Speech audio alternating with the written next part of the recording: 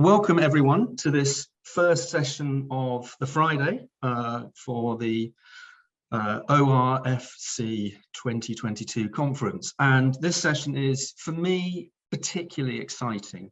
We're going to hear from the team at Wakelyns Agroforestry about what they're doing on the farm and how their enterprise model works, whether that might be replicable and really what their plans for the future are. And to give you a little bit of background, my name's Josiah Meldrum, and I'm the co-founder of a business called Hodmedod. And we have a really, really long relationship with Wakelyns Agroforestry, not stretching back the full 25 years or 26 years since the establishment of the farm, but definitely going back 20 years to the early 2000s. We work very closely with Professor Martin Wolfe on crop development, but also through some of the NGO work that we were doing prior to the establishment of Hodmedod. Martin was always very supportive, and it was very sad for us when in 2019 he died, and there was a period when there was a lot of uncertainty about the future of Wakelyns Agroforestry. It's a very, very small farm, and although it's incredibly important and incredibly significant because it's such an early adopter of agroforestry in Western Europe, it's not really a viable enterprise in its own right. It's not a big enough farm to make that work, and it's set up to be a research establishment. So we really didn't know what would happen. The farm passed to the next generation of the Wolfe family, and I think they too were very uncertain about what might happen next. And a seminar was held in late 2019. Conversations emerged from that. We celebrated Martin's life at the last physical ORFC in January 2020. What innocent times, little did we know what was going to come next. And at that point, it was still very unclear what the future might hold for this fantastic pioneering farm. Since then, incredible things have happened, extraordinary things, given lockdown and all of the challenges that we faced. We're going to hear a little bit about that this morning. A little bit of housekeeping before we get started. Use the chat, please, for general conversations. Laura, who's the ORFC volunteer, and I will do our best to sort of manage that through the presentation. If you have a direct question that you would like answered by the panel, please use the Q&A for that. There's a fair chance we'll miss things in the chat if you put them just in the chat. We'll be answering questions at the end because of the way that the Wakelands presentation works. It's going to be a continuous stream, and they'll all be dipping in and out, which I think is going to be great fun. And so we'll address questions at the end. Some of them I might be able to answer as we go through if they're very simple questions, and I'll do that as a written answer. Others I will mark up as for answering live, and we'll come to those at the end, and I'll try and consolidate some of them. Okay, without further ado, I'm gonna introduce David, David Wolfe, and David is stewarding the farm with the rest of his family, and I'm going to let him explain all of the rest, and then I will introduce the individual enterprises as they come through. So David, over to you. Thank you. Good morning, Josiah. Good morning, everybody. It's great to be here. I am just going to try and set up. Okay.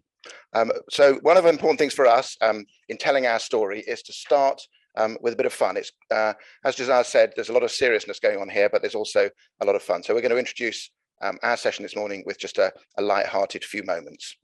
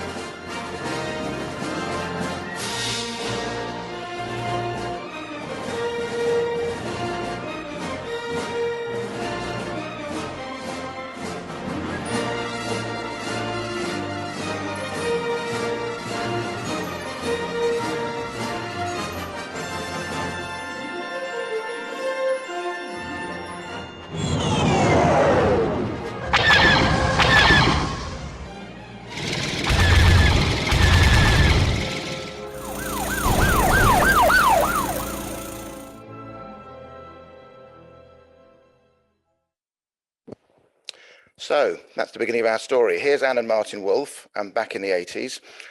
They, as you've heard, they moved to Wakelands. They came to East Anglia near Southwold and they bought the Wakelands farm. This is what they bought, 56 acres of Suffolk countryside. At that point, it was like this. It was a desolate monoculture, 2 big fields of wheat, and this is what you would have seen if you came here. This was the last year of the previous incumbent's harvest. What did they do? From 1994, that's my father and another woman called Maria, they planted trees in an agroforestry system. They were pioneers in that, so they didn't have anybody to copy. So they were having to design it themselves. And these are the early whips, literally, as you see, planted as the tiniest whips. You can't there see the rows, but in a moment you'll see how the rows started to work. But that was it, planting young trees into literally the stubble of a wheat field. Those trees grew over years. This is them. You can now see the alleys beginning to form. You can see the distinctive tree lines. Some of the trees are in double rows like this one. Some of them are in single rows. You'll see more of that in a moment. This was how it started to develop. And then this is the situation now, a more mature system. Those 2 photographs at the bottom, I took those yesterday morning, that you can see there, the agroforestry system. What you have there, and you'll hear more about this as we go through, is our YQ population wheat, growing in an alley between agroforestry tree lines, all with an organic rotation system. So that's the components of Wakelands. And I think people come here and they say that is the most diverse organic agroforestry system they've seen anywhere. And it's an inspiration, we think, to other people. So this then is what it looks like from the sky. You can immediately see this photograph has effectively gone viral. You'll see it in lots of places.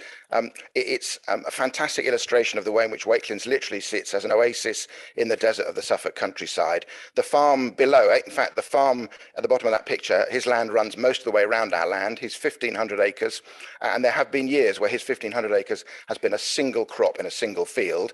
And he grows things like commodity wheat and cattle food. There's no biodiversity. And he sprays like crazy. This then is a closer up version, and you can start to see the different agroforestry systems. As Josiah mentioned, it was planted as an experimental system. This is half of the farm, not all in one picture. Letter A is the farmyard and farm, B is some meadows, C is the first agroforestry part of the system. So that is coppiced hazel, coppiced on a 7-year rotation. The 7-year sticks are then used as a hedging product, and the remainder is used, some for garden products, but also chipped for biomass. You'll see more of that in a moment. Area D is fruit trees, multiple, perhaps 40 different sorts of apples, pears, plums, quinces, cherries. You'll see how that works in the system in due course. E is the area you saw photographs of a second ago. That's the mature, that's the 1994 planted mature, mostly timber trees. Around the corner in area F, this is the other part of the farm, and this is willow coppicing. So these are lines of, again, north-south lines, separated in some instances by 12 meters, some 15, some 18, all part of the experiment. The willow is used, again, coppiced as a hedging product, as a craft product, but also in the end as a biomass product. So you see the different areas and you see how that sits within the Suffolk countryside. So Anne and Martin, my parents ran that for 20 plus years, very much as an experimental operation, as I've described, different trials of different areas of agroforestry, with nobody really to follow, no template. The other thing that happened on the farm that is sort of iconic in terms of the history of that period is the development of the population wheats. If you look at the top of the slide there, you see a modern conventional monoculture wheat. Every single one of the wheat plants in the field will be genetically identical and therefore equally vulnerable to the weather, the soil, the pests, the pathogens, the pandemics, indeed, if I can use that word. So essentially vulnerable and dependent, let's call them vaccines, dependent on vaccines for their survival. What the populations did was that Martin and the Organic Research Centre people, they took 20 varieties of wheat. It was actually a bit more complicated than that, but the simple version, they took 20 varieties of wheat and they crossed them in all combinations, all the different children, if you like, to make over 190 genetically different plants. Those have then been grown in our fields continuously over the last few years, and indeed other people are now taking populations away from Wakelands to grow them. And you'll see the example of that in the lower photograph there. And what you see is the enormous diversity in the plants. So it's not like a single field of everybody being identical to each other. It has the resilience to climate, to soil, to pathogens, and to pandemics, if I can use that word again, which you get from a population. So Wakelands is iconic for that. So that then was the history of those years, and what that led to on the left-hand side is a lovely copy of a lovely pamphlet. You can download it from our website that was produced by the Organic Research Centre team at the end of their period here after Martin's death to record in a very accessible way some of the scientific research that was done here. And on the right-hand side is my mother. She was much more involved in the horticulture and in the community. You see there her at a community market with her grandchildren. So that was the first 25 years. Now, as the opening fun presentation explained, Anne and Martin are now literally, because they're buried in the field, contributing to the fertility of the Wakelands soil. And so the next generation has taken over.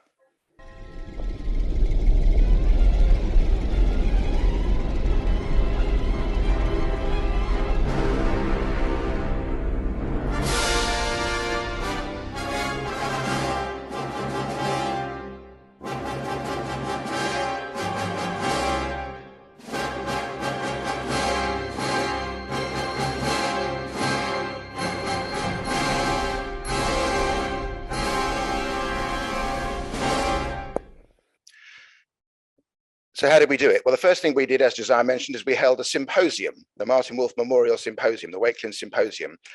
We gathered together a large number of people who are friends of Wakelands, farmers, growers, neighbours, scientists, bakers, a whole range of people to get their different ideas. You see in the photograph in the front there, the video in the front there, you might recognise Colin Tudge. Here then are a couple of the PowerPoints that came from that event. It was literally pooling everybody's ideas, and essential coming out of that message, essential was that the farm should continue as an inspirational, transformative demonstration learning centre for agroforestry. And desirable, and this is really what we're working on, is Wakelands as a hub and inspiration within both the local community and the wider ecological community. That manifests itself in a number of components. The organic agroforestry, that's the continuity, that's what's been here and that we need to maintain. And what you'll hear about in a moment and over the next 50 or so minutes, short food chains, activity and enterprise stacking, our work on the environment, research which continues, and people. All for us key components of how this is to work. First of all, the diverse agroforestry, organic agroforestry. I use the word diverse because one of the strengths, but also a weakness of the Wakelands system, having been planted as a scientific experiment, is that we have an enormous diversity. So we have, as I mentioned, 40 different sorts of apples, pears, plums, quinces, cherries, and so on. You can see some of them being harvested here. That diversity is an enormous strength for us because it gives us a huge range of fascinating things to grow, but it's also a challenge. You see here the cherries. We attempted as an experiment last year to pick the cherries on a commercial basis. We paid local young people to pick them, and it simply wasn't commercially viable, even though they were the most delicious, beautiful, organic Suffolk cherries, absolutely succulent and delicious. We couldn't make money doing that. So that showed to us that farming on this scale in that way with the diversity that we've been bequeathed by my parents simply wasn't going to work. The other component of our produce coming from the alleys is this, sticks. You've seen fruit. You've also seen in the photographs the alleys of, the tree lines of hazel and willow. These are coppiced willows. So these are coppiced on a 3-year cycle. This is actually our most lucrative crop. They are hand-picked and then sold as sticks as a hedging product. So that is a key part of the organic agroforestry system. In the alleys, we've grown a number of things over the years in the alleys. We grow lentils. And again, part of, as it were, the previous regime was to grow lentils and to retail them through Hodmedods, Josiah's organization. That's fantastic to do, but it's not a commercially viable activity because the scale of what we've got is simply too small. We've also grown squash in our alleys. As you see, we harvest at tremendous speed. We plant at tremendous speed, and those squashes, again, absolutely fantastic in some ways, but also problematic because the numbers are simply not there to make it a viable overall commercial activity. So This slide now, this video now, you're seeing is the wheat again, all individual components of the diverse and complicated agroforestry system, all absolutely fantastic if you're doing a scientific experiment, but not so great if you're doing anything else.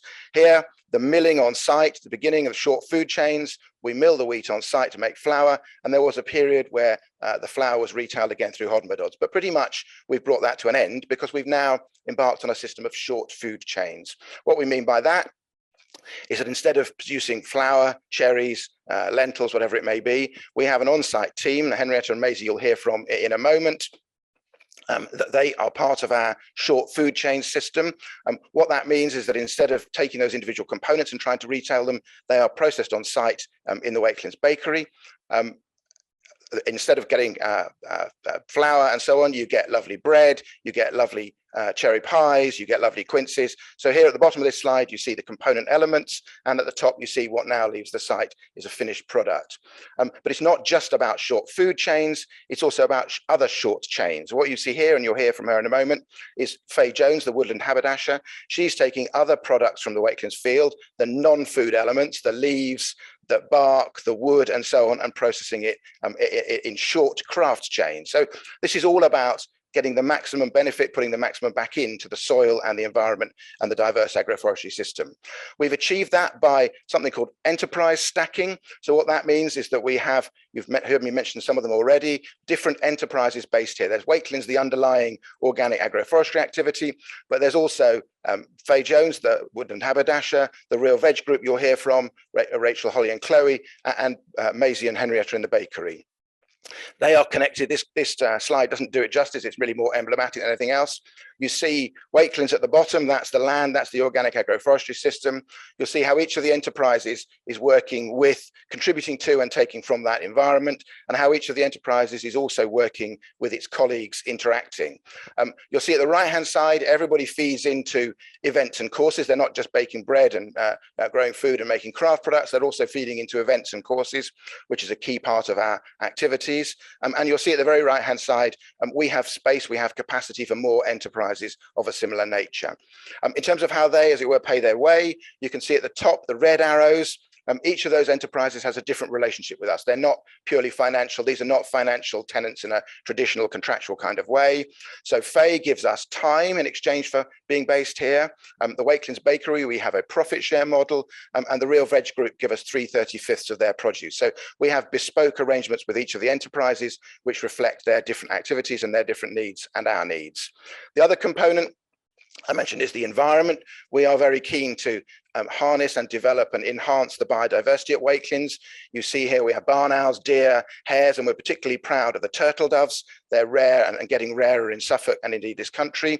We've worked with the Suffolk Wildlife Trust on a pond restoration scheme. You can see this was them at the early part of the year, excavating the old pond. It's restoring an old pond, not creating a new one. And you see the lovely photograph of the new pond on the right-hand side. The other thing that we're very interested in is energy. Energy, not just to save energy, but for tackling climate change. You can see here the construction of ground source heating system, which heats one of our buildings. And you can see here the construction of a solar PV system, which provides a chunk of our electricity. Those are all key parts of our energy system. Also, you've heard me mention the wood chip, which comes from the coppice, hazel and willow. This is the wood chip being produced. So this produces the heat to go in our biomass boiler, which keeps the house and the hot water running through the winter. So we are relatively good on energy efficiency in terms of those components. We've also built a small wind turbine, sadly not very effective, because what I've realized is that planting trees in a wind farm is not perhaps the best idea. So perhaps agroforestry sites are not the best places for wind farms.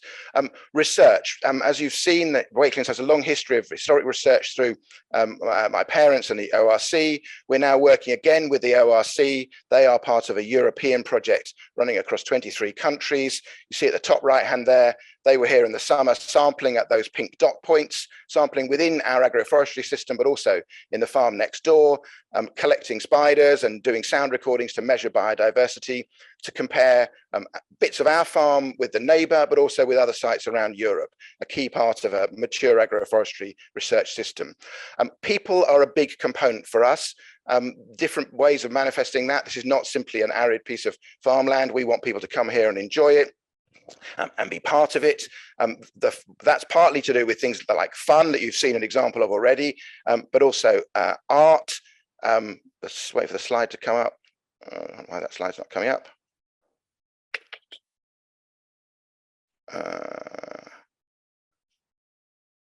Oh, there's the slides come up. Okay, so the key component for us is art. We had a colleague of ours who's an arch welder, used some scrap metal from around the farm machinery to make some lovely numbers for our alleys. Another component for us in terms of people are volunteers. This was a tree planting day we had in January 2020, where we had 70 volunteers came and helped for the day to do tree planting. That was a lot of fun. That's the way we can get people in and draw people in and have a sense of community, but also contribute to the life of the farm. The other thing we've done is community days of different sorts. So we held a community butterfly day, a community apple day, and an agroforestry open day earlier this year. The butterfly day was a celebration of all things butterfly. So we took part in the big butterfly count. We had butterfly cakes, butterfly tattoos, butterfly willow weaving, butterfly crafts, altogether lots of fun on a butterfly theme to draw people in, to help them, to educate them, to get children, families and so on from the local community and beyond to come here. We're also very interested, we don't think it's something where you simply do it and keep it to yourselves. We want to talk about what's happening here at Wakelands and how it fits within a wider system. Some of you will recognize top right hand corner there from last year's Land Workers Alliance calendar, a picture from Wakelands. The top left, you recognize that iconic aerial photograph. That's a German biodynamic magazine that used our photograph last year in Germany. But we're also shamelessly exploiting the celebrities. We had James Wong here earlier in the year making a program for BBC World that had a viewership of 40 million people across the world. And we had Chris Packham and Megan McCubbin here doing some of their broadcasts during the lockdown. We were pleased to welcome them. So that is our contribution to wider publicity. We're also keen that people should be able to come here and visit and stay. We've built these, we call them lay alley pods. You can see them being moved around there on the back of a tractor. They're very specifically designed to fit within the organic agroforestry system. They sit in the alleys which are in their lay phase of the rotation, so they don't compromise the farming in any way. So people want to come and stay here as part of events, courses and activities. We absolutely can cater with that. That's a key part for us, bringing people here to enjoy everything. You can see the way that the alley pods are simply within the trees, they move around with the rotation. Here then, examples of some of the activities and some of the people who came here last year. Some of these photographs indeed come from the ORFC in the field event that took place in the autumn. Smaller groups, larger groups here for tree walks, bird walks, mead making, sourdough courses, all sorts of things, all sorts of fascinating things. Some just simply having fun, coming for meetings and so on. That's important for us, whether people come for the day on their own or part of an event, or they come for a longer period, we can accommodate them in groups and individually. That's important for us, going back to the notion of being a hub for agroecology coming from the original seminar discussion. The other thing we've dealt with this year is a tricky planning permission issue. This is us before the Mid-Suffolk District Council Planning Committee the other month. That was partly for the bakery and so on. That was uncontroversial. The controversial bit was that we wanted some of the people who are working here, who you'll hear from today, to be able to live on site and not simply as seasonal agricultural workers in the sort of modern farming, fruit picking kind of way. We wanted people to be able to live here properly on a sustainable long-term basis. And we've negotiated with our district council a definition of rural worker, which is a very wide definition, which will enable people to live in lodges, mobile home type accommodation on an ongoing basis without the fears of having to be classified as a seasonal agricultural worker. The other thing that we've done is to work with collaborators. So these are examples. These are 5 other agroforestry farms in Suffolk.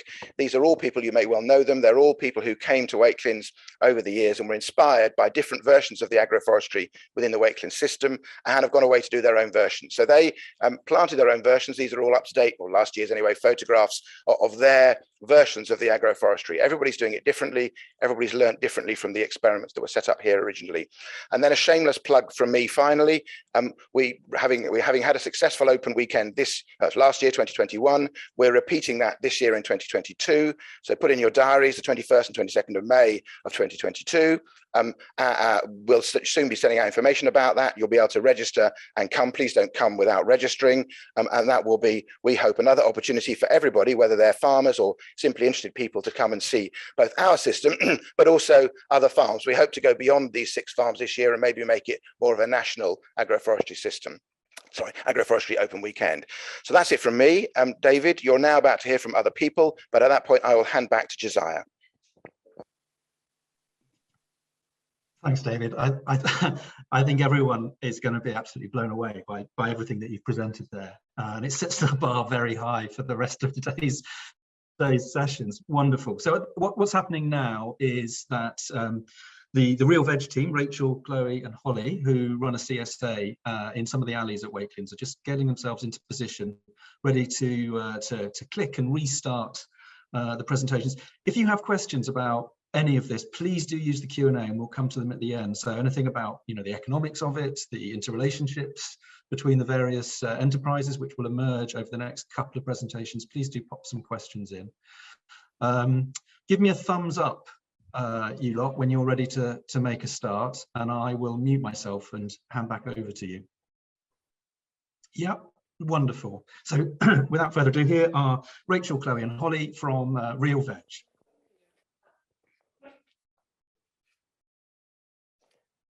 Can you hear me, Josiah? I can. I can. Brilliant. Okay. Sorry, we just lost sound. We can't hear anything. I'm going to just start because I know that you can hear. Brilliant. So hello, we are 3 collaborating women, Rachel, Holly, and Chloe. We are regenerative, no-dig, organic CSA operating in our first year. We grow in 2 alleys within the mature fruiting agroforestry setup in home fields at Wakelands. We've deliberately decided to aim for a very local catchment for members of 12 miles, which plays a part towards relocalisation of the food system. Imagine everyone in walking or cycling distance to where their veg and food is produced.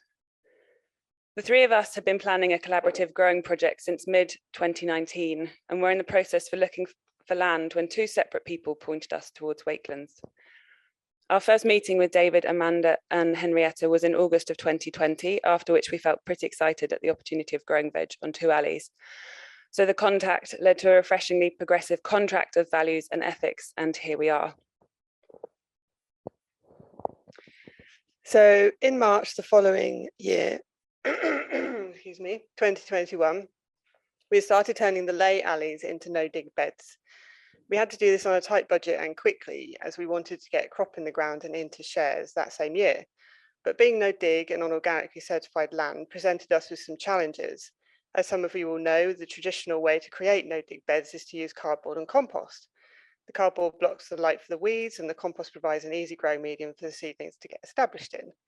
So the first step meant that we needed to source large quantities of organically certified compost and find cardboard that contained no tape or print, just clean cardboard, in order to comply with the organic certification.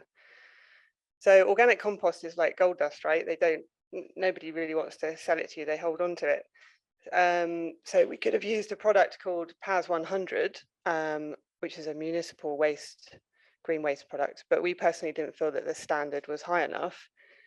Especially when we discovered that Martin Wolfe never brought any materials into Wakelands during his ownership. And with this realization, we now had a legacy to uphold. We couldn't risk bringing in any material that may have contained contaminants. So then we thought about spent mushroom compost and found that that contained 25% peat, so that was a no. And the cardboard quantities that we needed were seemingly impossible to find. So in March, we made the decision to try something different. We hired a turf cutter, rolled and removed 945 meters of turf. And yes, it kept us warm on those late winter days. Some of the beds we just flipped the turf, some we removed, some we double turfed. And to keep our land nemesis, the couch grass, at bay, we put Mypex down over the beds, which was upcycled Mypex and planted through it. As the season progressed and the veg started growing, we found that the beds with the turf removed completely generally performed really poorly. The areas that received the turf all did well. So this observation further motivates us to produce as much compost as we can this year to increase the organic matter on the land. So coming back to our timeline, by July 17th, 2021, we proudly sent out our first 19 shares, full of beautiful veg, all from the land. This process illustrated to us how within 4 months you can take a clover, couchgrass stock ley and have it grow delicious organic vegetables. And this is really something anyone can do. While all this was happening, we also constructed the first of 2 DIY caterpillar tunnels on our alley made from MDPE pipe, steel water pipe, steel poles, polycover and rope, as you can see here in these slides. So why community supported agriculture? We could have set up as market gardeners working by ourselves, but we wanted local people to come to the farm and engage with food and where their food is grown. And to quote from the CSA website, the CSA helps to address increasing concerns about the lack of transparency, sustainability, and resilience of our food system. It is one of the most radical ways that we can retake control and ownership of our food system. For us, Real Veg is about 3 things: growing soil, growing food, and growing community. CSAs offer the structure to bring the community in, and through membership we engage with our customers and actively encourage work days for our members to come and be a part of vegetable growing. Throughout the spring and summer months we offered 2 days every week for membership engagement. In our first season we had 3 to 5 regular helping members, not every week, but the extra hands definitely helped us. We had most of our members collecting from us during the summer months also, which maintained a connection between us, the members, and the land as they regularly visited and saw the progress of the vegetables growing. Thank you. We have felt welcomed, trusted, incredibly grateful, and have experienced a real sense of being stronger together as mutually supportive enterprises. We've gotten veg members from bakery members and have provided vice versa. For a share of the Wakelands fruit, we help out with fruit harvesting and juicing. These small food chains between us and the bakery and the house guests, and people who come for the courses, us and our members, and all of those in between, is our way of working towards a more sustainable future, more intimately dependent on and in relation with local resources. While working here in the alleys, we've learned that veg was grown here before us by David's mother, Anne, in the same alleys that we're in now, and various others who were closely affiliated with the farm worked with them. You can see some of the pictures on the slide now. Some of Anne's notes are on the Wakelands website and speak directly to the no-dig ideology, which was a lovely connection for us. We have a model of exchange rather than one that's based on finance. So our land rent is 3 veg shares a week, which this year with our special launch price of £9 per week boxes equates to £1,026 per annum. And in subsequent years, it will be equivalent to 1,760. This non-monetary exchange feels very different to handing over cash and allows us the freedom to experiment and try new things without too much financial pressure.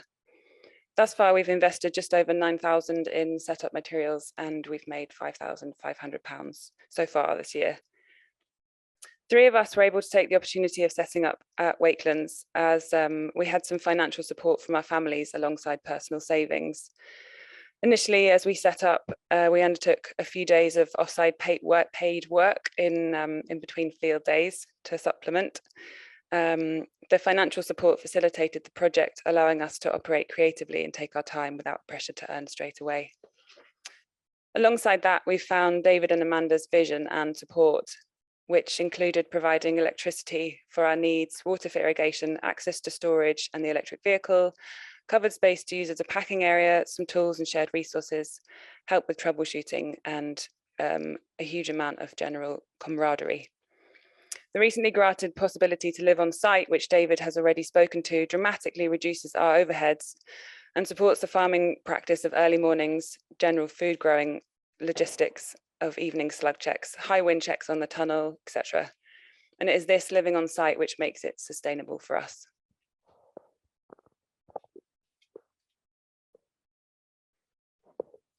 All of us who are at Wakelands share very similar values. The relocalisation of our food system is primary, as is a commitment to growing great food and producing great food, protecting our natural environment and supporting rural traditions. As well as those things, we're also exploring community and collaboration. Real Veg doesn't own any part of the land here at Wakelands, but we feel we do have a stake here nonetheless, because of the alignment we feel to the overall Wakelands vision, our sense of excitement of the potential here, and our desire for community as well as our personal financial investment. We feel part of something bigger than just our business alone, and that adds more meaning and purpose to our everyday endeavours. We are now part of a community and a team innovating and imagining together.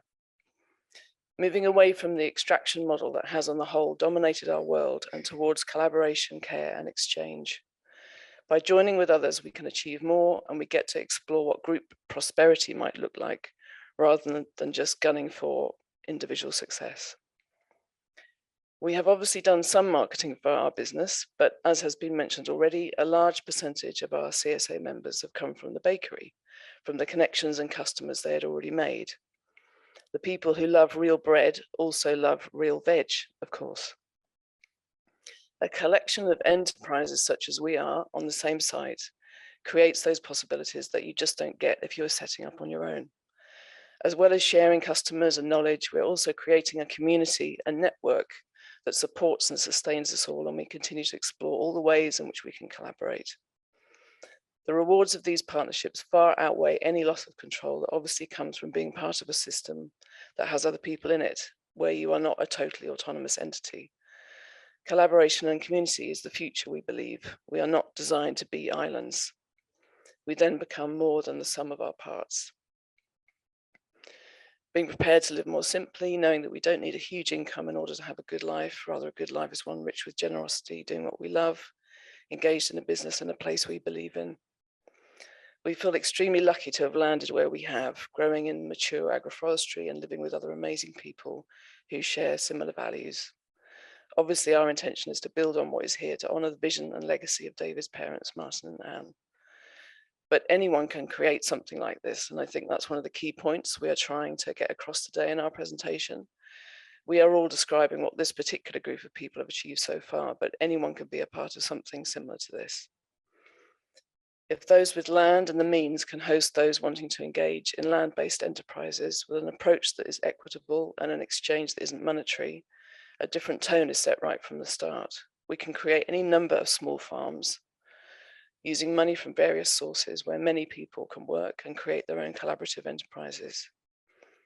We desperately need to create new systems where we can nurture the new growers, farmers, bakers, crafters, shepherds, etc. of the future. We believe the model that is being set up at Wakelands has something to offer here and is entirely replicable. Putting ethics and values first, we're all exploring how to do business differently.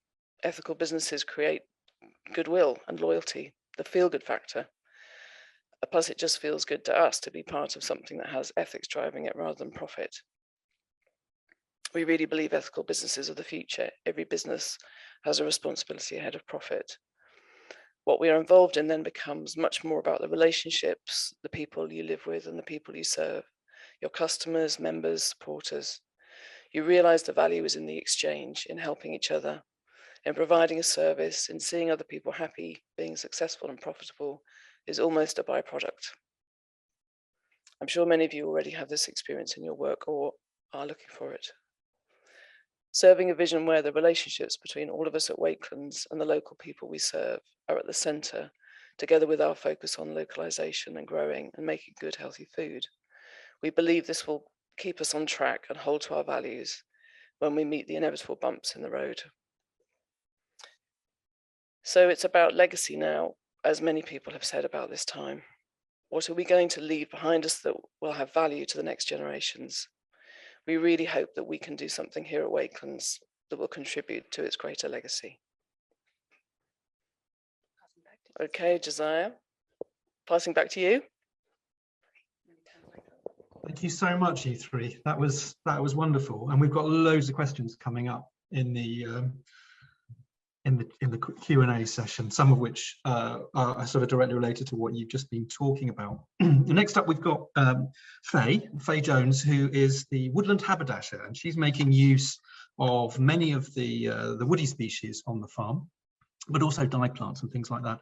Now, Faye can't be here in person, so she has recorded a live video, and she is standing in for Faye, is a a butternut squash today, produced in the squash alleys. So David, are we ready to start phase part of the presentation? Yep. Brilliant. Okay, I'll mute myself. Thank you, Josiah. Hello, everybody. My name's Faye. I'm the Woodland haberdasher, now based here at Wakelands. Business, I've been sort of self-employed part-time for about the last 5 years, both sort of making and selling things and also teaching, occasionally doing sort of odd talks and other bits of sort of project work. Originally, I have a conservation background in sort of countryside management, rangering, that kind of thing. This middle picture, which I feel is my best picture, it was taken sort of circa 1992 in a country park near Bury St Edmunds, which I would later go on to be a park ranger at about 20 years later, in an amazing sort of piece of foreshadowing. Also the place where I learned how to spoon carve, so you can see spoon 0 on the right hand side of your screen. What an absolute monstrosity that is, but you know, you have to start somewhere. Haberdashing, I chose the sort of title because it's lovingly sort of ambiguous. It's got a sort of oldie worldy feel about it, but it also sort of encompasses absolutely everything. So what I feel like doing, really. So although traditionally I started off doing spoon carving, spatulas, plates, small sorts of things, woody wise I tended to go smaller rather than bigger. So a lot of my contemporaries go on to do things like stools and tables and chairs. And I decided I was going to make buttons, crochet hooks, things like soap dishes, and toilet roll holders, which is the picture on the right hand side, as well as sort of my other interests go into doing dyeing with natural materials, so foraging things. Obviously with the wood carving you get a lovely sideline in tree barks, which is quite specialist actually, as it turns out, and I've sort of been teaching workshops in that for about the last 5 years. I'm now getting into sort of hand spinning, both with drop spinning and a wheel, and we've been able to run courses in that this year, as well as doing more sort of prehistoric type things with tree basts and nettle bast to make sort of strings, and as well as doing sort of slightly more fine art things, as well as sort of photography and a bit of painting, yeah, and anything else I sort of feel like, really, which is really lovely. I have tried previously having a more sort of studio type setup in a town, and that didn't really work, because a lot of my work is linked to sort of environment and sort of historical and geographical features. It's quite important to me to be near where I'm working and to have a sort of tie with it. So sort of, for example, ties with the Suffolk Wildlife Trust are quite lovely because all their woodlands are historical, SSSI, that kind of thing. It really helps people engage with materials, a sense of place, and also just in the sort of the time and the effort they're putting into the things that they're making. It really helps develop that bond. So in trying to find somewhere, it's been quite difficult. As we can see through the evolution of workshops, the kit's pretty similar, but it's having that location which is really quite key. So I turned up here at the end of February last year with about 4 van loads of stuff and have filled in a small workshop niche, which is really rather lovely, and that's my sort of outside space that's just mine, big enough to have sort of 1-to-1 or 2-to-1 lessons in. Otherwise I'm using sort of other parts of the farmyard.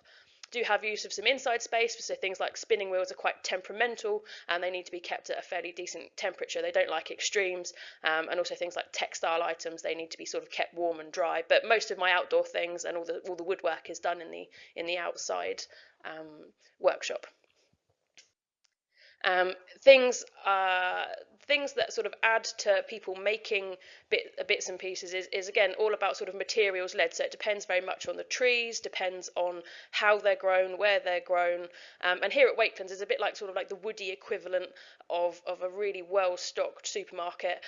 It's lovely. There's things absolutely everywhere, and if you're looking at them with a crafting eye, it might be slightly different to a sort of traditional sort of cropping or sort of food orientated eye. So I know absolutely nothing about growing, food production, anything like that, although I'm learning quite a lot. But with my eye, it's really quite an interesting place. Quite often, to make use of things, you don't need big bits of timber. You just need little bits of hedgerow pickings, prunings, just all sorts of odds and ends. And when you have a very comprehensive knowledge of sort of material properties, it doesn't matter where you sort of are, you can make the best of what's around you. So before I was here, I was in sort of West Norfolk on the edge of the Brex, so it's very sandy, it's very dry, and the sort of tree makeup of the woodlands and things and the hedgerows around there is very different to around here, which is heavy clay. but you know, that's just you with your knowledge base, and a little bit of skills and knowledge goes a long way. I'm very keen with things similar to the sort of the food line that Henrietta and Maisie will talk about later, is with especially with things like textiles, where it is an incredibly global industry.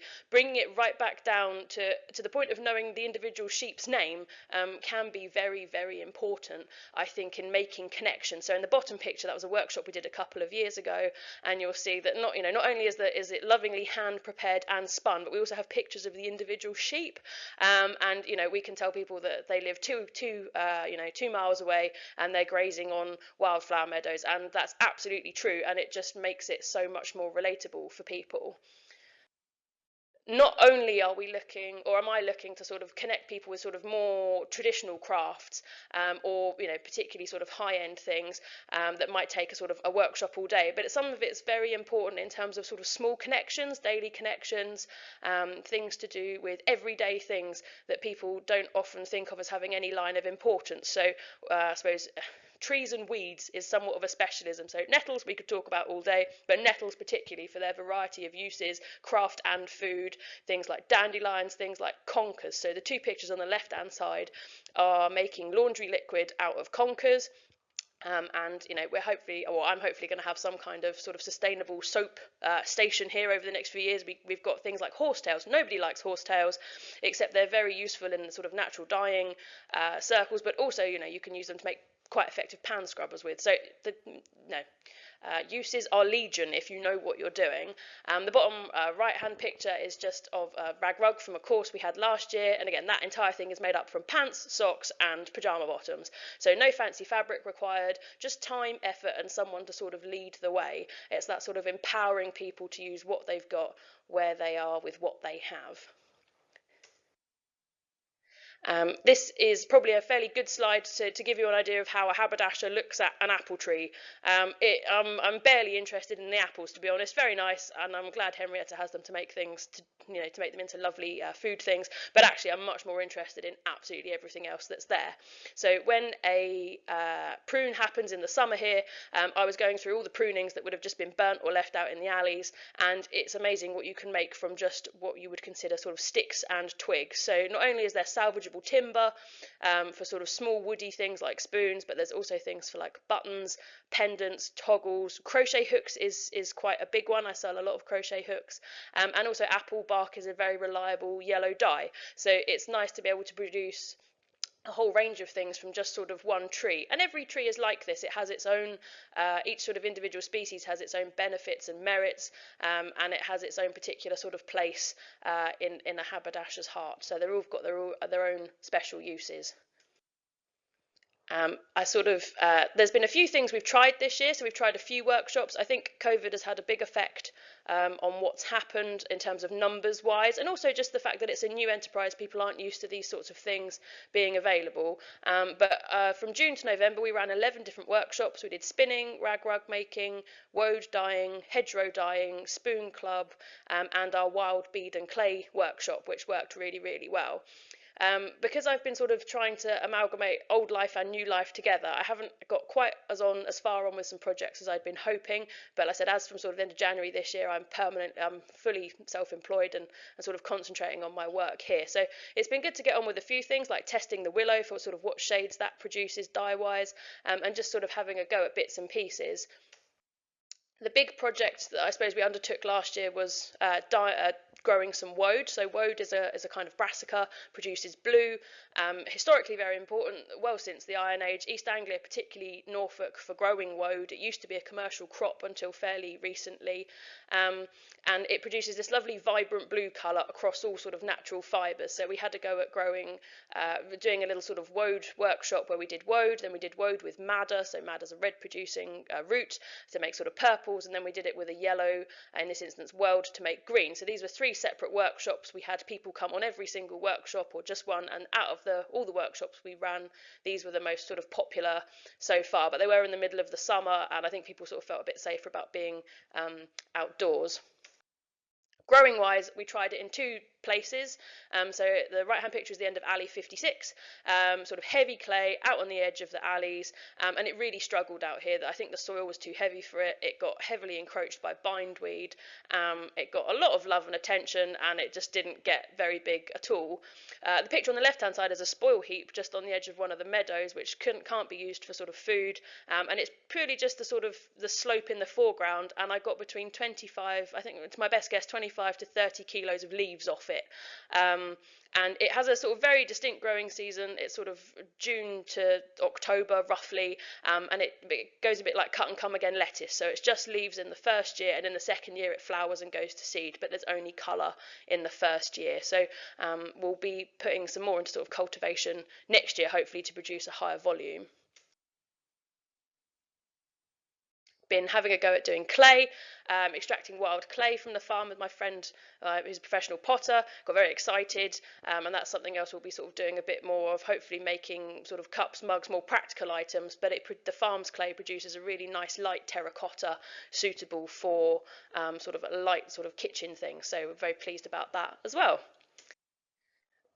The collaboration aspect of Wakelands has been really lovely. It's been really nice to just have a group of people around. Art and craft quite often by its nature is very solitary, but just to know that there's people around the place who either want you to help them do things, so like making spoons and things for the bakery, or that they're there when you've got a project. So the top left picture and the bottom picture is an art exhibition I had at a small town locally, and Henrietta and Maisie did all the lovely canapes.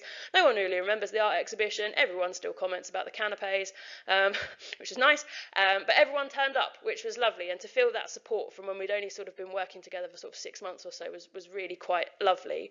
The fact that we all feel like we're pulling in the same direction, that we're all trying to have high standard and ethical businesses on our own, but combined that we make one sort of super amazing project going forward is really quite exciting. And it's just to be lovely to be on the same page as such a big group of people, and it almost by chance introduction we've all sort of found our way here, and without discussing it we all have a very similar set of sort of ethics and morals, and it's just really easy. It's been very lovely to so far, and hopefully into the future.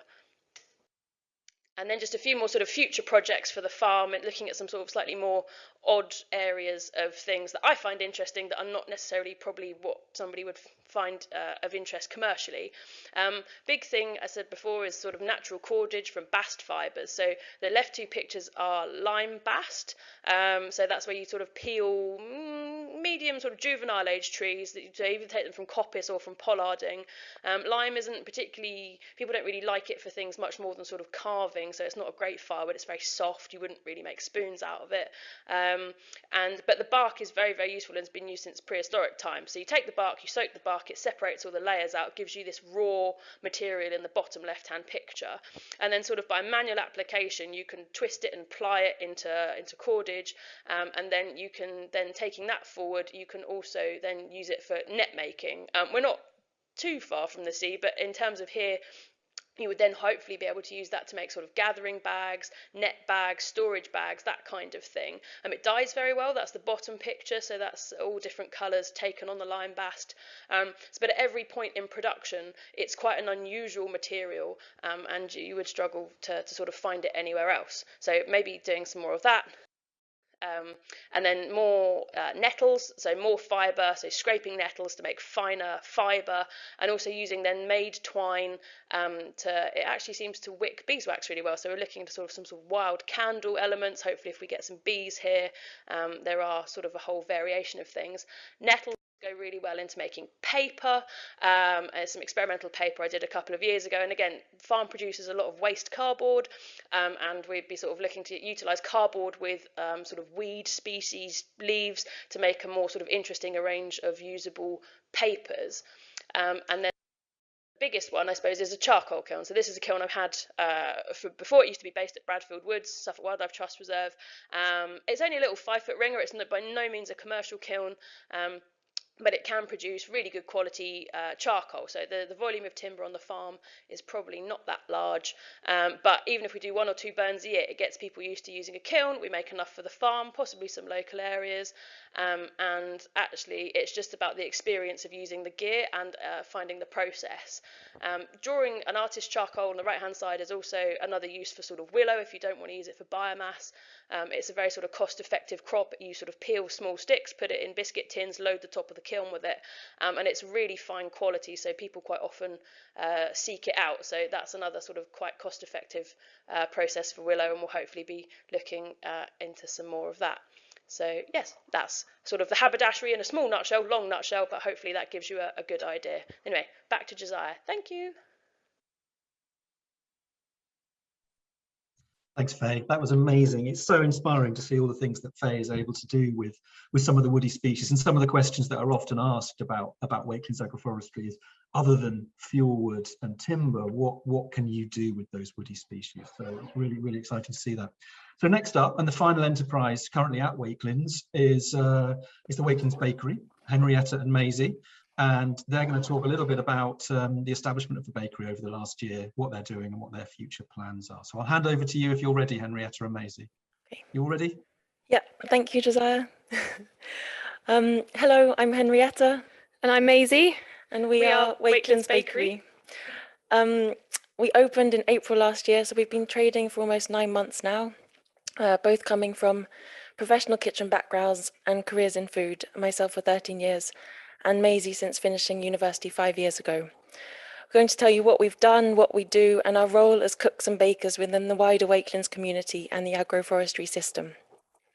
So to start with, here's our logo showing the wheat of the crop alleys, a leaf of the tree alleys, and it's encompassed by a circle representing the infinite interconnected cycles of life that we're all part of. Before we go more into what we do, we just wanted to show you a video of the bakery being built. So Wakelands was once a pig farm, and the bakery is actually in the old piglet shed. David, in the next video you can see, is moving the mill that was once in the piglet shed out to make way for the build. The building infrastructure, as well as fridges, some storage, workbench, sink, electric and water supply, have been provided for us by the Wolfe family.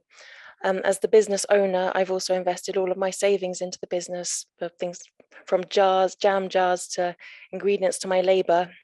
And a friend and my family have given us loans for a mixer and a new oven.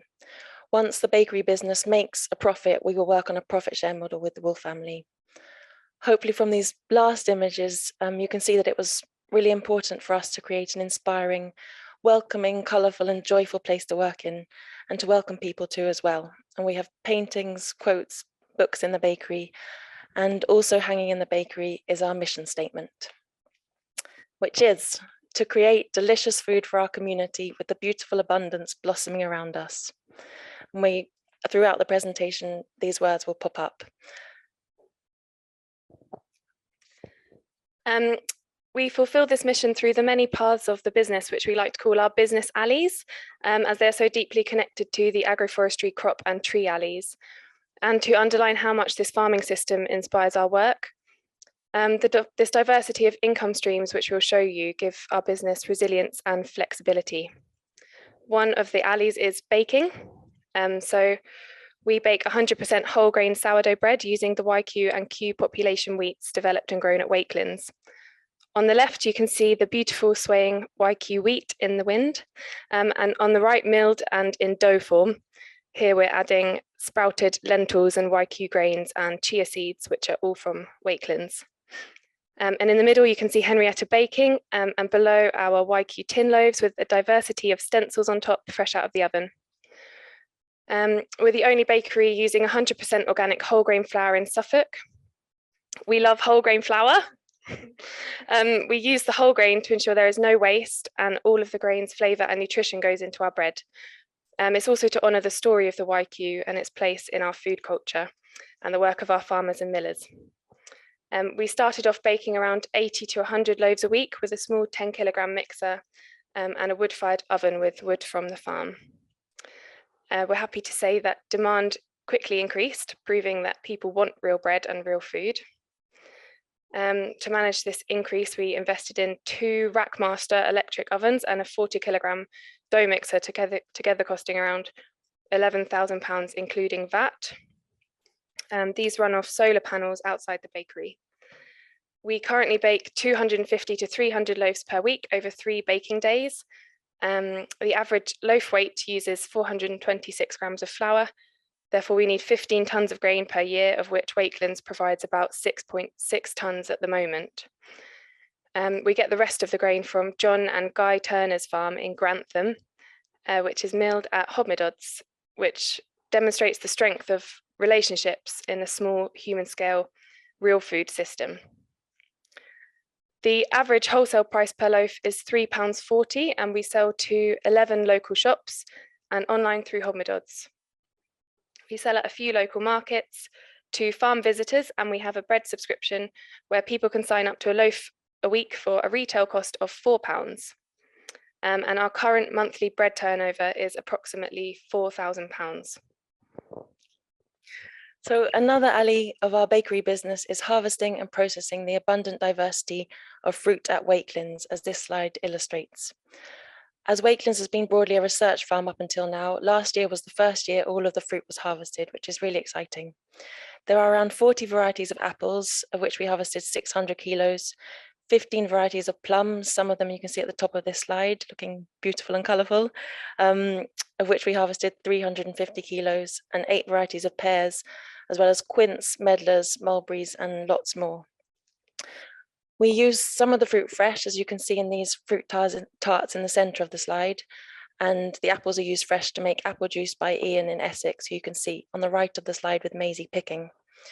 But for the most part, we're preserving it into delicious cordials, chutneys, and jams, like the cherry jam bubbling away on the left.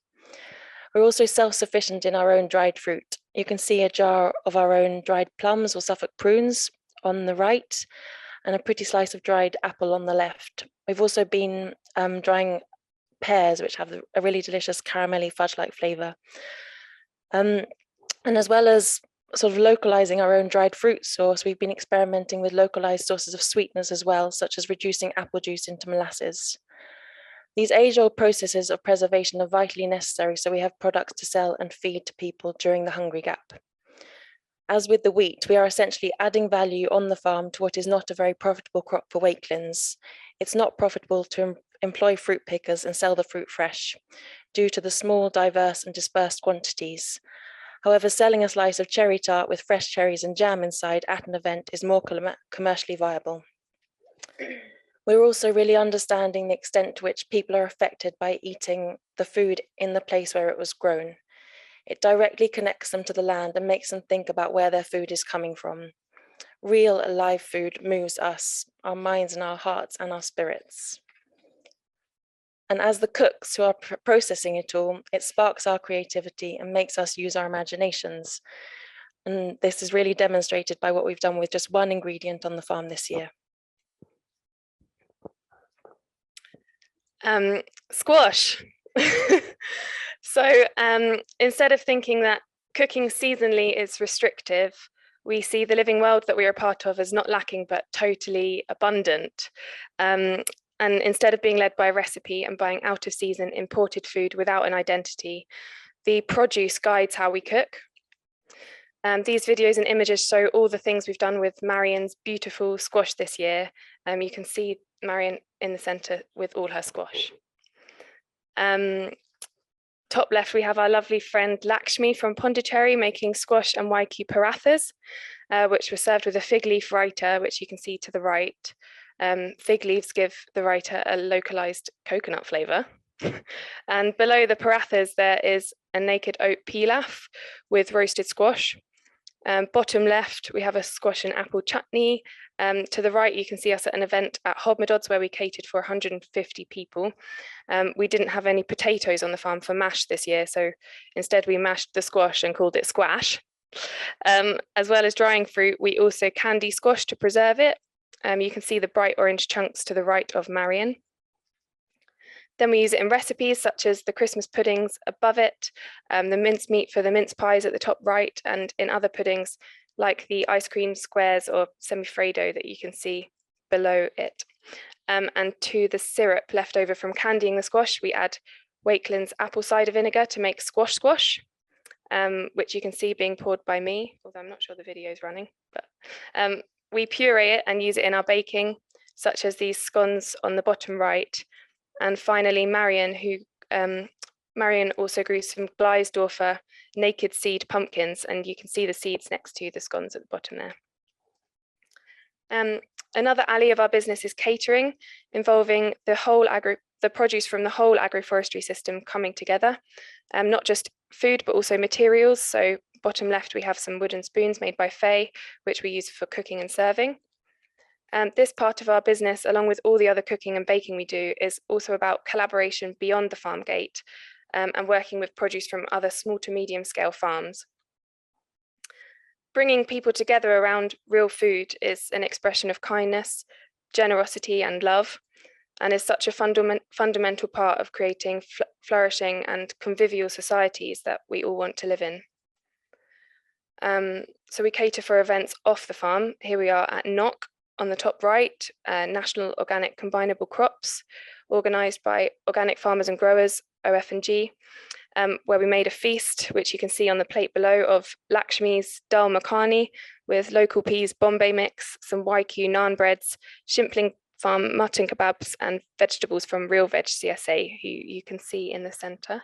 Rachel's taking the photo. Next to Holly and Chloe, you can see a lunch we've made, as we also cater for events on the farm, such as tree walks and Faye's spoon carving workshops. Finally, we provide breakfast, lunch and dinner for people staying in the farmhouse and the lay alley pods. Here's one of our breakfast baskets in the bottom, the central bottom photo, with our bread, jam, some fresh cherries and apple juice, and local Fen Farm dairy, yogurt and butter. So hopefully from what we've shown you so far, you can see how gastronomically exciting and healthful cooking with what is around us is. We've realized that we are in many ways recreating our own food culture here, giving life to stories of the people here and of this place. This has led us to understand how vital our role is as cooks and bakers in this real food and farming movement. And we think Colin Tudge really sums it up perfectly in this quote, where he said, "In reality, the future belongs to the gourmet. The produce of enlightened agriculture is exactly of the kind and in the proportions recommended by the world's best informed nutritionists, and perfectly matches the requirements of the world's finest cuisines. In short, all we really need to do is farm properly in the manner called enlightened and relearn how to cook.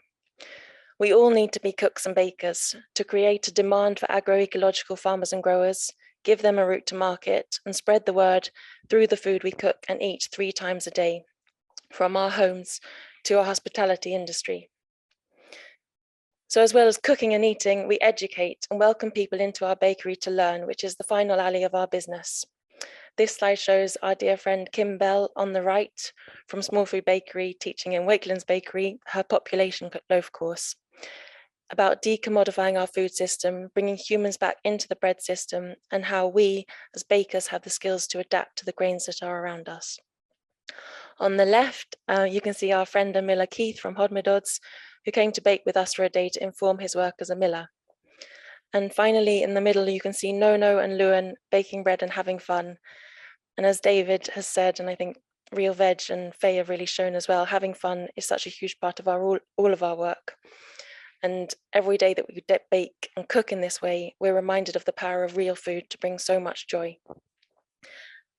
As we develop the business, we really hope to welcome as many people as possible into the bakery to break down barriers about cooking, show people it's not difficult or a chore, but freeing and wonderful, get their hands into lots of dough, out into the tree alleys picking, feeling, bringing them to their senses and the present moment, and empowering them by teaching them the importance of food sovereignty from soil to plate. So this is our final quote to end with. To use our hands is to come into direct contact with the world. We are much more sensitive to what we touch than what we see. Only taste is a more intimate sense. This is Miriam's hand, given to us by a friend and another miller, Lindsay, which hangs above our central workbench in our bakery, reminds us every day of the power we all have in our hands as individuals and as communities to create, whether that's cooking, baking, building, growing, spoon carving, sowing seeds, make contact and connect to our world, ourselves and each other. And through those creative connections, make a change. Thank you all so much, and back to you, Josiah. Thank you, Henrietta and Maisie.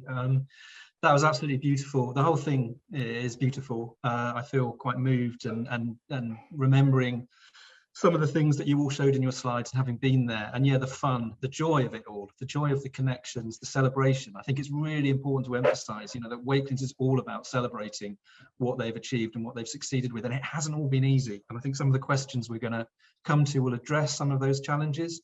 There are a lot of questions and we haven't got an awful lot of time. We've got about 15 minutes. I've been trying to group them to cover as much as possible. So largely fall into kind of planning, democratic control, funding, replication.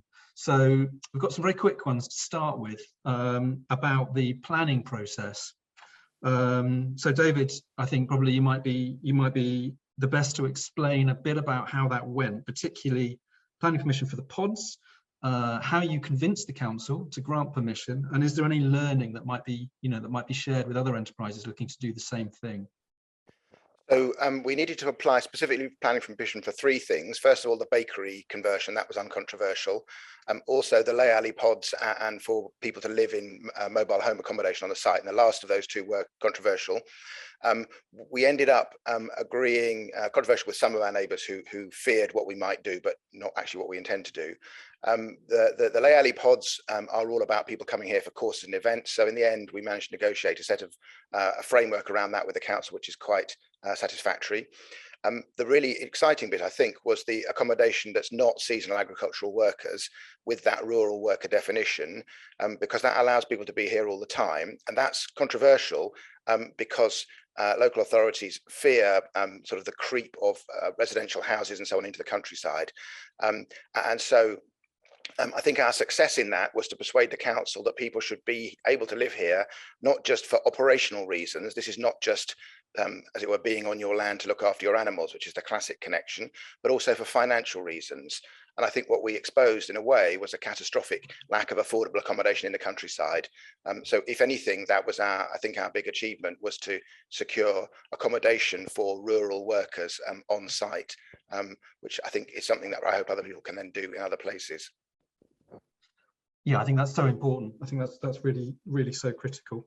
Moving on fairly quickly. One of the other questions that's come up is about your relationships with each other. You talked a little bit, David, about how there aren't contracts as such, but how does the decision-making process, how do you decide what's worth doing, what's not worth doing? How do you agree on the way in which you're going to work together? So we do have contracts, but they're not contracts, sort of financial contracts. So we have quite clear agreements so that everybody knows where they stand. And in terms of our overall governance, obviously, Amanda and I, it's our family's farm. So in a sense, in the end, we make the final decisions, but we've tried to give each of the enterprises as much autonomy as possible within their own domains. So each of them has an area and buildings or land or whatever that is their control.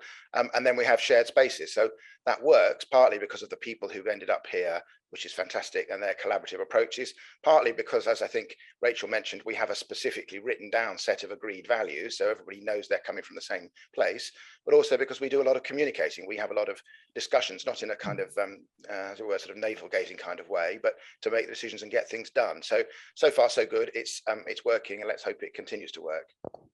And kind of connected to that, really, how many, I mean, you've got some fantastic kind of anchor tenants that are doing amazing things. How many more enterprises do you feel that the farm might be able to sustain? How many jobs could you create, which is the kind of thing planning people like to hear?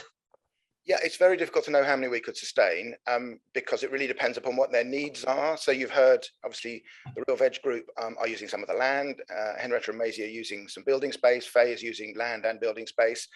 It really depends what other enterprises require. So if they simply require, for example, to, let's say, put sheep in an alley, we could sustain quite a lot of that. If somebody wants a building to do a craft activity or a brewing activity or a processing activity, then we've only got a limited number of buildings and a limited resource to upgrade them. So I would say probably between 6 and 10 enterprises, but it crucially depends on what they're like. In terms of the number of people, I mean, in terms of people who are currently working here, sort of semi-full-time, well, you see the group in the screen in front of you plus Faye, but it could be plenty more people. And I just draw the contrast with the 1,500-acre farm next door, which has got a small number of people who drive tractors, and that's all it sustains. So I'm optimistic that we can sustain more, but really it's about people's imagination, and I'm not sure what the limit is in that regard. Yeah, and I think that's absolutely true. And I think one of the things to kind of return to is that Wakelands, a lot of the layout was done along permaculture principles, and those principles about abundance and about yield only being limited by your imagination are really critical. And we've really seen such a lot of fantastic evidence for that. In terms of going back to the original pictures that you showed right at the beginning, the fantastic Star Wars intro, Wakelands looks like an island. But it's really connected closely to a much broader community locally and nationally, from the Land Workers Alliance East through to Grain Lab UK. And I wondered if the enterprises might like to speak a little bit about how those wider connections work in terms of mutual support. Thanks, Josiah. Yeah, I think obviously the connections we're making on the farm are really important, but beyond the farm gate is very important as well, to spread the word and just further collaboration and things. So like you mentioned, all of us are members of the Land Workers Alliance, and I think it's important to mention that as cooks and bakers we are part of the Land Workers Alliance because of our direct link to the land. So if you are cooks and bakers and you want sort of more support, do join them. And we're also linked to UK Grain Lab and a more closer regional group called East Anglian Grain Alliance, and that links us to other farmers and growers and bakers in East Anglia, and we work with them, help each other. I think the main thing about sort of these further collaborations, as well as going beyond these groups I've mentioned to our suppliers, other farmers we work with, it really brings so much relationships, and I think that's so important. These ideas of building relationships, reciprocity, kindness and collaboration, and the more people who can get involved with it, the better, and just sort of create an idea of a collaborative sort of movement, and more change therefore. Do you want?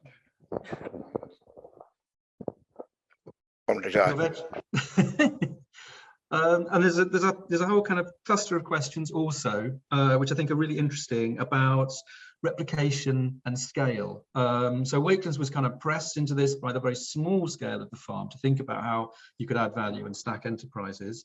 You also had, the legacy of Martin and Anne's work and the 25 years of establishing the agroforestry system. So you had a set of resources and materials to begin working with.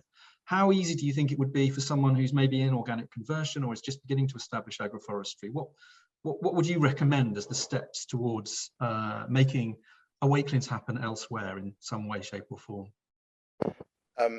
So let me have a go at that. I think lots of larger farmers could put aside a small area of their farm in the way that Wakelands is. I mean, if you imagine a farm that's 1,000 acres, and there are plenty of those around, to put aside 56 acres, which is what we've got here, and allow an experimental model like this to develop would be no great loss to a farmer like that, it seems to me. And then you let, as it were, 1,000 flowers blossom, and you see what happens. You draw in congenial people, and certainly in the last 2 years, through the kind of networks Henrietta talked about, we've met lots of congenial people. There are lots of people around who could be very much part of this kind of project in different parts of the country. So I think it's about people who have access to land and people who want access to land collaborating, and you could do it on a 50-acre scale, or you could do it on a much bigger scale. And we've spoken to people who are doing it on those different scales. I don't know if others want to. So I mean, I think it's there, and I think one of the things that we're hoping, I think it was Rachel said, this is an example of how you might do things. It's not by any means a template or a fixed model. We're very happy to talk to people about how it's worked for us, but also very mindful that other people will do it in different ways, because it's very much about the people. And as you say, Josiah, the particular opportunities that your land gives you. We've landed on a mature agroforestry system. Other people will land on an empty barren wheat field and have to start from scratch, and you might do different things. But I think the fundamentals of the relationships and the interconnectivity and seeking to have a sort of holistic approach to the land and the environment, I think is very replicable. Yeah, absolutely. I would agree. And I think it is that kind of looking at what you've got and understanding how that works. And I think what you have really demonstrated is the way that you've built relationships. Finding the right people is obviously really key to making something like that which you've done work. And that requires a lot of openness and trust, which is really impressive. There's a couple of questions about the kind of system specifically. And one of them is, do you think organic certification is important given your scale and local sales? And, you know, you've already got those trust relationships. Do you need it? And then there's another one about how the farm that surrounds you, that 1,500 acres, does that impinge at all on Wakelands in terms of whether it's spray drift or runoff or any of those issues? Are there problems there? And I know that there's some specific stuff about the pond, which I think would be really interesting to hear. Yeah, so let me talk about the pond bit first. So our neighbour has a very conventional approach. He does a lot of spraying. He sprays possibly too close to the edges of the fields, who knows.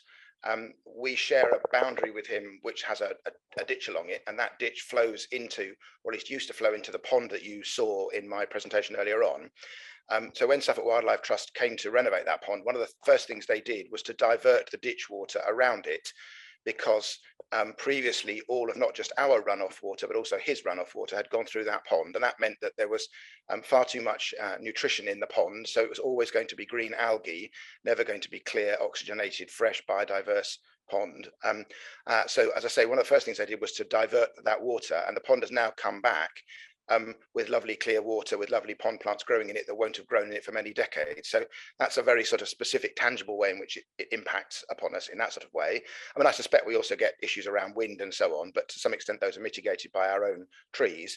In terms of organic certification, well, I think, I mean, obviously there are separate political, scientific, food reasons to do that, but just in terms of pragmatically, I think it was Maisie who mentioned that the bread we're producing is the sort of unique in Suffolk and being, you know, whole grain, sourdough, organic, etc. And I think those things are not just what people want, and for good reason, but they're a USP that means that shops around Suffolk are selling, stocking that bread. And likewise with the vegetable boxes that Holly, Chloe and Rachel are producing, they're not just inherently good, but there's also a USP that gets them out into people's minds and into the market.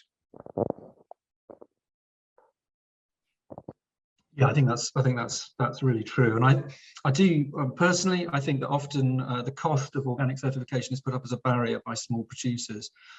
I personally, I don't think it's as significant as people imagine it might be. Neither is the burden, the administrative burden either. But that's just my perspective on that. I think it is well worth doing it. There is no certification for regenerative farming or agroecological farming other than organic, and it is a way of adding value and communicating something about the system that you're using. So that's my kind of feeling on that front. So there's questions really about some of the practical elements of what goes on the farm. So someone has asked, what do you do with the straw, and what do you do with your biomass that's harvested from the woody alleys? So it's probably me again, isn't it? So the straw, we don't separately produce the straw. That's just left on the land. In terms of the woody biomass, I mean, obviously there's some woody biomass that's directly part of the farming produce. In other words, the hazel and the willow coppicing, which is directly grown and coppiced on a rotation cycle to produce biomass specifically to be chipped. That is then mixed with hedge trimmings and general timber leftovers and all chips together and all goes into the biomass boiler. Some of it, the right stuff, if we can get it young enough and chip it young enough, or alternatively when it's too old and it's gone, it's mature and beyond burning, some of that is also then used as mulch and in the horticulture system. So I'll ask one of them to talk about that. But we're doing a pretty good job of using all of that. Obviously, there's quite a lot that's also just left in place for the beetles to habitats in. But we think it's all accounted for, and of course, Faye uses a component of it, woody biomass, to turn into spoons and all the things that she talked about. So pretty much everything is accounted for. But I'll get one of Holly, Rachel, and Chloe to talk about the use of the chippings in their system.